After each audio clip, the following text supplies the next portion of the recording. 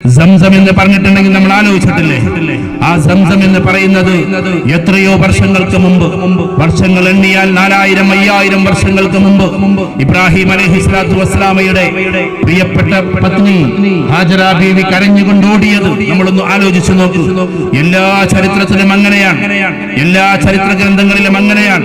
അങ്ങോട്ടും ഇങ്ങോട്ടും സഫയിൽ നിന്ന് മറുവയിലേക്ക്, മറുവയിൽ നിന്ന് സഫയിലേക്ക് ഓടുമ്പോ കരഞ്ഞുകൊണ്ടോടിയപ്പോ എനിക്കെന്റെ അല്ലാഹു മതി എന്നുള്ള അവസാനത്തെ ഹസ്ബി അല്ലാഹ് എന്നുള്ള വാക്ക് ആകാശത്തിന്റെ തമ്പുരാനോട് പറഞ്ഞപ്പോഴാണ് ഇസ്മായിൽ അലൈഹിസ്സലാത്തു വസ്സലാമയുടെ കാലടിപ്പാടുകളിൽ നിന്നും സംസം എന്ന വെള്ളം പുറപ്പെടുന്നത്. ആ വെള്ളത്തിന്റെ പേര് സംസം എന്നല്ല, സംസം എന്ന് ഹിബ്രു ഭാഷയിൽ പറഞ്ഞാൽ, ഹിബ്രു ഭാഷയായിരുന്നു അവിടെ ഭാഷ.